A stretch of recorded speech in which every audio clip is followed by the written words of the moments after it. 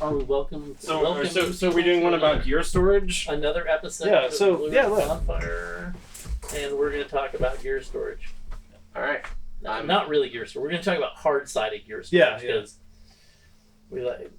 Yeah. So I'm a little bit of a geek on hard-sided gear storage too. Yeah, so we really just kind of fell into this episode because a couple back we talked about the Dometic boxes that we're now carrying, these cargo cases, and then we were talking about other options that are on the market and things we've used and then like what they offer. Obviously with soft storage, I think working at Blue Ridge Overland Gear, we're all required to keep our fire extinguishers and a fire extinguisher bag on the seat back panel. Yeah. And first aid kit on the headrest and things like that. Yeah, but there are a few requirements. Yeah. Soft storage game. Yeah. Exactly. It would be silly. When it comes to hard storage, Matt, you want to maybe talk us through kind of your evolution of what you went through and where you've landed, and then CT and I will chime in. I don't know where I've officially landed, but I played with the aluminum boxes, and there's a couple companies that make those, and those are pretty nice. I sold my last one. I think I sold my last one because, again, it's not in the shop. So there's a good chance I sold it to somebody. And I don't usually sell gear, so I'm not sure what happened there. But yeah, must have been somebody really wanted it or something. I don't know. 1650 cases have been my go-to. Pelican 1650 cases have kind of been my go-to storage solution because they're waterproof. I can throw them around. I can sit on them. I can stand on them. I don't worry if I leave them outside. They're lockable. They check a bunch of boxes. The latches drive me a little bit crazy. They're a little hard to latch, especially if they're on the roof. You're kind of beating on them, or if I need the kids to get into them, or the kids want to get into them, and they're up on the roof or in the back. That's a little bit of a fight. So, that's kind of been the drawback to those to me. And they're big. Not that Pelican doesn't make smaller cases, but 1650s kind of do a lot of things for me. But and then, like I said, I've tried some of the aluminum storage, they're all nice. I think they're probably better if you have little wood plates that go on top. Like Goose Gear makes some wood plates that go on top of them, so they're more you can stand on them. Flat surface. They're a little stiffer to use in that kind of scenario as a step, as a whatever. So there's I don't know. I never fell in. They rattle a little bit. They make a little more noise, which drives me a little crazy inside the truck. So like inside the Suburban, the clinking kind of makes me a little nutty, and maybe a little nutty already, so that pushes me over the edge to full nutty. Anyway, so then we stumbled into these Dometic boxes that seal. The lids are plastic. You can tie them down. You can tie them through the handle. You can lock them through the handle. You can just tie the handle down. Yeah. And not have to tie the lid down too, pretty easily. And they have a kind of a rubber latch that's easy to open. It's not a giant pain in the butt to get in and out of. Yeah, and for the folks that are listening, or for people, obviously we're not holding it up, it kind of reminds you of like some of the nicer hard coolers, like those kind of like slightly stretchy rubber handles. So it has a little bit of like positive grip on the latch, which I think is really cool.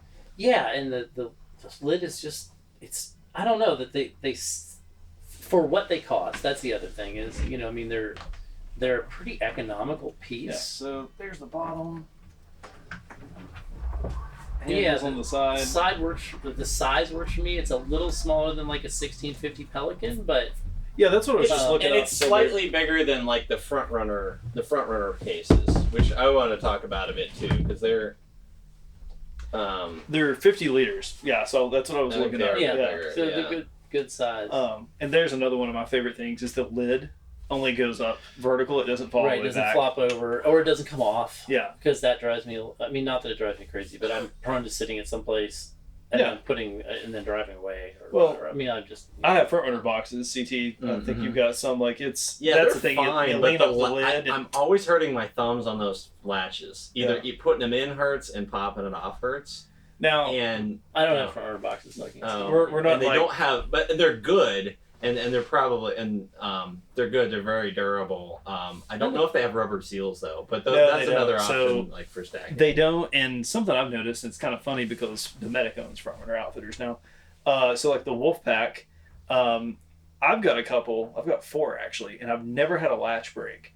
But I have a buddy that bought some and bought some of the like high lids. You can get like an extended lid. It's like 4 inches taller. Yeah. And I mean, it was like the batch he got, like when they were rolling off the line, something was a little off of the molding. I mean, he was breaking latches like left and right. And I mean, he's used mine. It's not like he's just like, caveman in these. And so he had to go get like the spring-loaded replacement latches within like 6 months because literally his cases he couldn't. Yeah, I don't know. I've heard that from other people. Like some people just have terrible luck with the latches. Yeah, I have zero experience with front runner boxes. I know the Pelican ones. This conversation made me think back to like some little bit of piece of BROG history, which was action packers. I love it. A good action packer. Remember those? Other than they leak. They have like almost no good sealing around them at all. And honestly, like they're kind of pricey for what they are.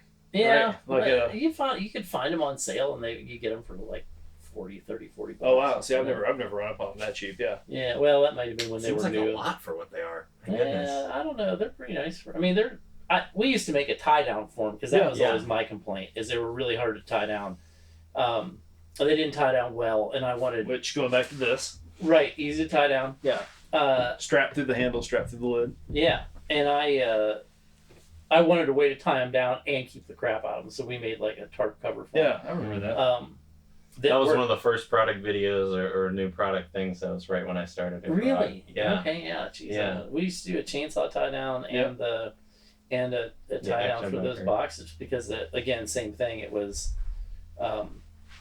I couldn't come up with a real great way to kind of secure them to the roof, and then they would leak. So I would put that on them and secure them. But that there's still a little bit of pain to get in and out of because you have to like unlash them because that had like 4 straps on it or something. And, and it took some effort to kind of get them on and off of things, especially like I said, if you're storing them on the roof or you're strapping them down, getting in them was kind of a pain. But that made them function for a lot less, a little more economical.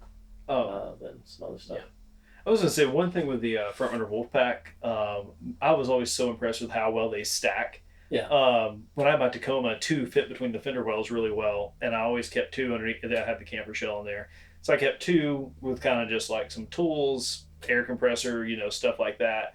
And then when we would go on trips, I would put 2 more on top of that with like our camp cooking stuff. Mm-hmm. And I mean, I would put a strap across them, but unless you run something gnarly, they stay together. They nest really tight. Yeah, like you literally can almost like pick one up, and if the one underneath of the lid's not latched, it will lift the lid. So I'm curious to see how well these stack, and also if 2 will fit between the fenders of the ZR2, because that's kind of my thoughts, feelings, and inclinations there. Nice. They'll definitely fit between the fenders and the Prospector. But... Yeah, 8 will fit. There's some room in that, but. Yeah, no, I'm excited to like I said when I first saw them, I was like, oh wait, this is kind of smart. Like, as that kind of case because it's way lighter than a Pelican case. For the same storage because the Pelican cases weigh a ton to start with. Yeah. I fly with one with the wheels, and that's the problem. Like, the wheeled ones especially. Oh, they're real dense. 1650s are heavy case. They're big, heavy cases. Yeah. And like you pitching those up on your roof. That is an advantage. Fun. There's something to look out for. If you have giant cases, you will put lots of gear in them, and then you'll have to pick it up someday. That's another thing I like about these. So just get smaller cases, and they'll save your back. Yeah, they're not too big, which I always go back to Jason Speck. Shout out with Jason MSO. When I first met him, he had these like military surplus cases that he would haul stuff around on the roof of his first Tacoma that you could have easily got inside of. Like you could barely in the fetal position, full grown man would fit in those cases. And it was always like, man, if that thing were like decides to like come off on its own accord while you're, it's game over. Right. Yeah. If that thing ejects somebody, you're done. Yeah. But yeah, those it's kind of like losing the tire going down the road. Yeah. Holy crap. Like, that's what I've heard. Yeah. I have like mixed feelings about hard cases. For exterior vehicle, like on the roof, like I understand it, like it has a place. For inside a vehicle, they just make me absolutely crazy. Like my biggest pet peeve in all kind of storage of everything is like, do I have to move something out of the way to get to it? If I have to move something out of the way, I'm already annoyed. So it's like, when you just like, most of my camping life growing up is like Sterilite tubs, and then there's like 4 stacked 13 of them, and you can't and you just, which one is which, and just move 4 of them, pull it up. So I'm like, So that kind of falls into like my segue question here, because we didn't start out with like 2-parter like we normally do for these. So we talked about like what you keep your gear in, but like how you get to it. So, Matt's got the Prospector we got into talking about last episode, the one before. He's going to do some deck drawers, which kind of a lot of your small stuff that super easy access. You've got your Subaru, which you can get in and out of. I've got my fridge now on a slide, but I'm really, really leaning towards doing a bed slide that my fridge is like, attached to. And then a couple of these. Because I've got the IU-Cab Explorer shell. Open up the doors on the side, can reach in and get stuff, but I really like the idea of having a bed slide that brings the whole load out. And then it all becomes in one giant drawer. Yeah, basically. It's essentially one big drawer. So if I have this and it's at the very front of the bed, I'm probably gonna have stuff I'm only need at the end of the day or in an emergency. Okay, I need it. Just roll out the the cargo glide or the whatever. Yeah. Front Runner makes one. Some bed slides. Cargo Glide does. I think there's a company called Bed Slide. Decked and Cargo Glide are the same company now, so you can get a Cargo Glide that fits on side of your deck drawers. That's like next level. Yeah, that would gear. That'd be a little bit like like this. Your truck, that would maybe not be a great idea. Yeah. But what are your all's ideas about like, okay, here's what you store it in. Now, how do you organize it for like efficiency? Because a lot of our products are based around that. Like, I need my fire extinguisher. I want my water bottle. Where's the first aid kit? Like, our products all fix those problems. I can tell you what not to do. Don't organize it by color. Okay. Yeah. I don't know. The best. This is kind of getting into a conversation where I was thinking of having earlier, which is about like, what I find to be the best is to make everything into a mini kit that does a job. Like, coffee kit. Yeah, coffee kit. That's weird. Tire kit. Yeah. Air kit. Yeah. Cooking kit. Yeah. And then because you don't want things to just be tools. It's like if you need to start dividing it down, like divide it, into rolls and bring things to take a roll of paper towels and put it with your fluids because you're gonna need that when you're checking your oil and like all with everything. Finding that little extra thing that you're always gonna need and getting it with it in a case. That's a good way to look at it. Yeah, I think for things like this, I think more of like, keep my air kit and some other like tire related stuff all together. But you hope that you don't need your plug kit and that stuff all the time. But yeah, no, I agree with in terms of like coffee, like actually cooking utensils and spices. Those are together. Okay, yeah, I'm with you there. For sure, I like the kit stuff, but I haven't had enough time to mess with this, but I'm envisioning basically lining it with Velcro, because I think the world should be covered in Velcro. I really do. I want you to take a second, close your eyes, think. He's going to run for office on a platform of covering the world in Velcro. No, I really do. I think what we have missed about Velcro is genius. Think about it. Like you've got a baby, right, and having 3 kids. You've got a baby, you need to get in the fridge, you're holding a baby, trying to get in the fridge, milk, cereal, whatever you're doing. Like, it's a train wreck, right? If the fridge door had Velcro on it, the little Velcro suit for the baby, stick it with the door, open the door, get your stuff, close the door, baby's still there. Bam, everything will be fine. Take the baby off, bam, stick him right to you, start walking around again. I was going to say that he would stick to you. So many, I want a wall. And then you could go hands-free and the baby would still be stuck to your chest. Or a wall. I want a wall. I want to be able to park him on the wall. You could swing him on the door a little bit. That'd be fun. You know what I mean? I feel like the uninitiated may not be aware that like name brand quality hook and loop material. I trust my left is 12 square inches of Velcro. Yeah, like it is not all created equal. Pounds if you do it right. But yeah, if there's enough of it. Yeah. No, 12 square inches of Velcro will hold a crap load of weight. But yeah, no, I especially this way, like the sheer strength, like pulling it off, obviously, or tearing it off. No, but like once it's bonded straight down or straight up, it will hold some weight. Yeah. But something like that, if you could line it with Velcro or even line the lid with Velcro where you can run pouches on it, where you could run pouches in the lid and then bags in the bottom, and you could easily run strips of Velcro down the thing and run Velcro pouches. I'm liking that, like on the 4 vertical moldings. I can totally see that. That's what I'm thinking. Cover that. Oh yeah. And then that gives you the ability to stack a bunch of small pouches in there that are kitted. Again, right. Because, like I said, my stuff is all built around, whether it's Ear Pro. I keep Ear Pro in a pouch. I keep batteries in a pouch. I keep, all my utensils and salt and pepper or whatever. All that stuff is in it. So whatever I need, even if I'm not even if it's not a daily piece of gear, I carry. You know, like if you're going to go paddling and I've got paddling gear, it's in a bag. Okay, great. Grab the paddling bag, throw that in the truck because we're paddling. And then I'm not out hunting for it. Now, right now, everything in my life is completely discombobulated, but because you're between two vehicles. Between two vehicles and houses, and that's like between two vehicles. He's moving house and moving vehicle. I have Connex boxes full, like you can't wade through them. They're so full. So that's your real hard storage strategy. Is you need to ship it. Really. You need a Connex box because then you can send it where you're going by freight. Right. Maybe. I don't know because I don't get rid of anything, apparently, except for an aluminum case that I don't know where it went. Once. I wonder who. I just thought of several more things on this topic of hard cases. One was actually, we should have brought up last podcast about things that we don't make that we wish we would, is a lid organizer for Pelican cases. So, like Matt talked about, and we talked about earlier, like I like Pelican cases, but I've never... I was just rather shocked the folks at Pelican are listening. A, I'm surprised. And B, when I got my lid organizer for my rolling case, I literally was like, is this a fake? I mean, just like the quality of the zippers, the quality of the mesh. I mean, did you buy it on Amazon? Because then it probably was a fake. No. I mean, it's like legit. I actually did some research to make sure it wasn't. And they're...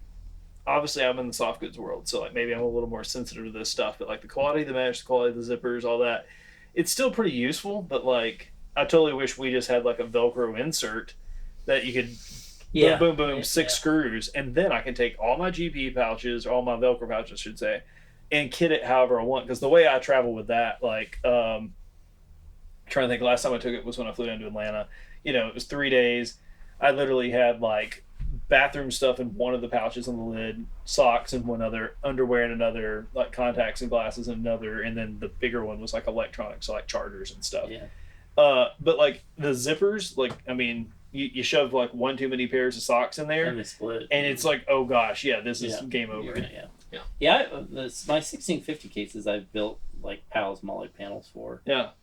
For the lids, and have used that, and that works out pretty well. The only downfall to that is that I have to take whatever's in there out if I'm not, like if I want to transfer it out of that case, like, and that's a little pain where the Velcro panel would be really I think for the rolling Pelican style, with just 6 points for attachment for screws, because you're right, like wanting to pull it out and move from case to case, or makes just a lot of sense. I'm moving it to a drawer, I mean the pouch I've got, I want to have in my drawer most of the time, but it's going in here because of whatever reason. I love Pal's Molly, but like, if it's something that you're frequently moving and you're mounting it right, it is kind of a pain. This is product development, ladies and gentlemen. It has to be a permanent situation. That pouch has to be a permanent. Like my winch, my winch controller stays in a medium GP pouch on my panel. Because it's all that's where it's going to live because it lives with that vehicle. So there's no point to have it removable.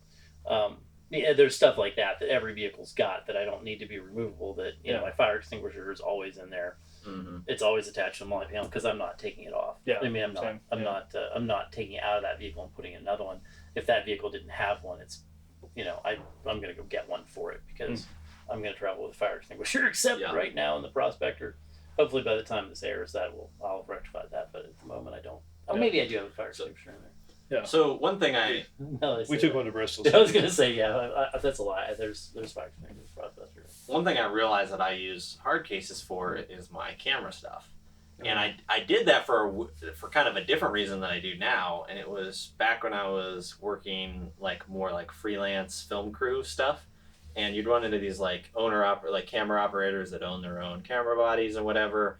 And they would have everything packed into 1 or 2 Pelican 1510s, and they're like yay big, like 2 feet long, a foot wide, and maybe 8 or 10 inches high.